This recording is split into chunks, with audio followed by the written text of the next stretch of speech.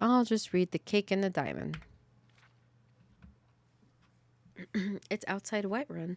Ooh, for real? You didn't unlock the house inside Solitude yet. No, I did not. I've done something very different. Alright, this one's called The Cake and the Diamond. I was in the Rat in the Pot, a foreigner corner club in Alderun, talking to my fellow rats when I first saw the young woman. Now, Breton women are fairly common in Rat in the Pot. As a breed, they seem inclined to wander far from their perches in high rocks.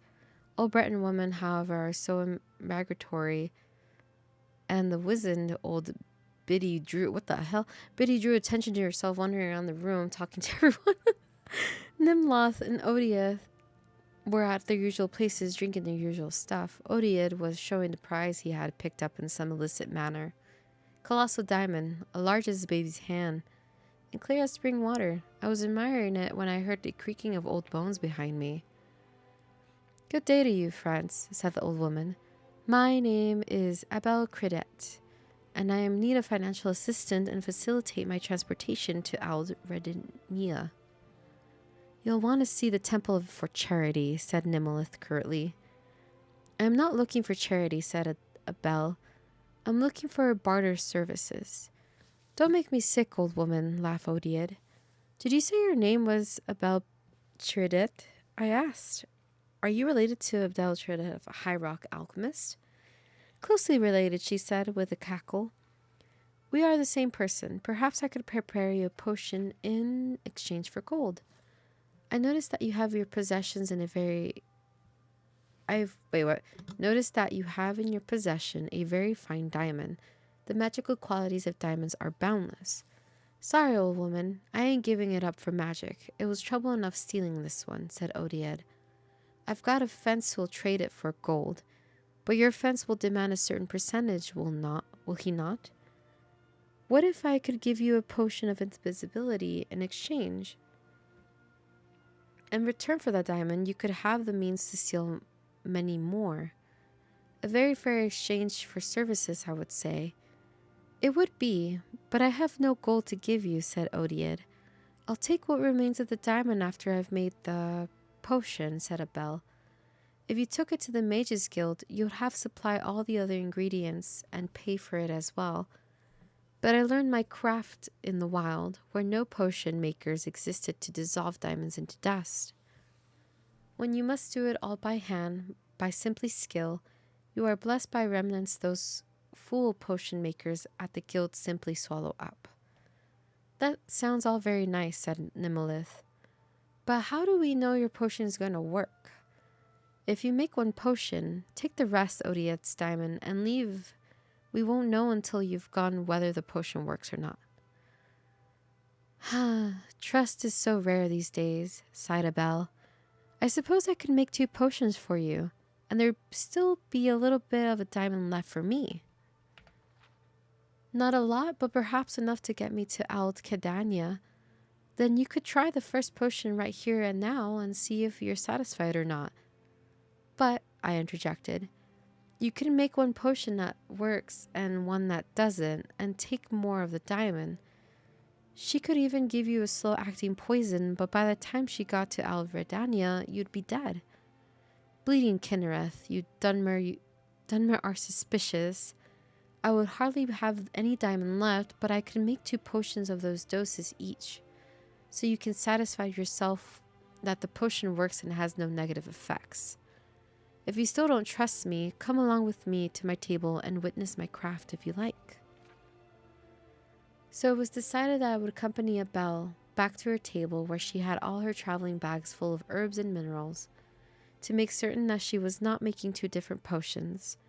It took nearly an hour of preparation, but she kindly allowed me to finish her half-filled flagon of wine while I watched her work. Splintering the diamond and powdering the pieces required the bulk of the time. Over and over again she waved her gnarled hands over the gem, intoning ancient enchantments, breaking the facets of Breaking the faucets of the stone into smaller and smaller pieces. Separately, she made a piece of minced bitter green, crushed red bulbs of Dell'Arco Spey, and driblets of Siciliani oil.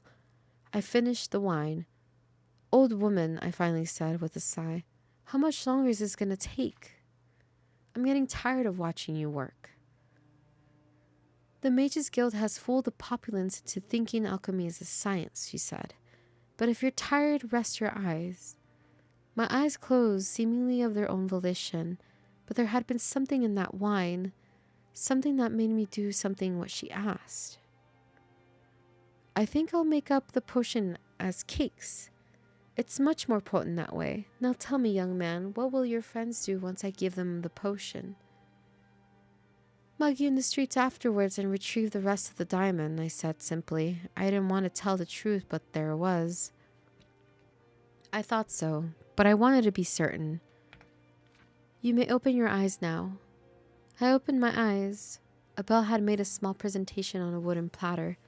2 small cakes and a silver cutting knife. Pick up the cakes and bring them to the table, said Abel.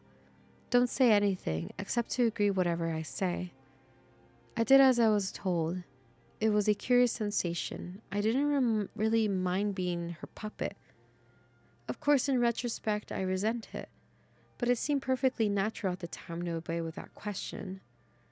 Abel handed the cakes to Odied, and I dutifully verified that both cakes were made by the same way. She suggested that he cut one of the cakes in half, and she should take one piece, and he'd take the other, just so he would know that they worked and weren't poison. Odied thought it was a good idea and used Abel's knife to cut the cake. Abel took the piece on the left and popped it into her mouth. Odied took the piece on the right and swallowed it more cautiously. Abel and all the bags she was carrying vanished from sight almost instantly. Nothing happened to Odiad. Why did it work for the witch and not for me? Cried Odiad. Because the diamond dust was only on the left-hand side of the blade, said the old alchemist through me. I felt her control lessening as the distance grew, and she buried invisibly down the dark Aldruben street, away from the rat and the pot. We never found Abel Tiridat or the diamond. Whether she completed her pilgrimage to Aldredania is anyone else's guess. The cakes had no effect except to give Odiad a bad case of droops that lasted nearly a week. Wow. He had diarrhea for a week.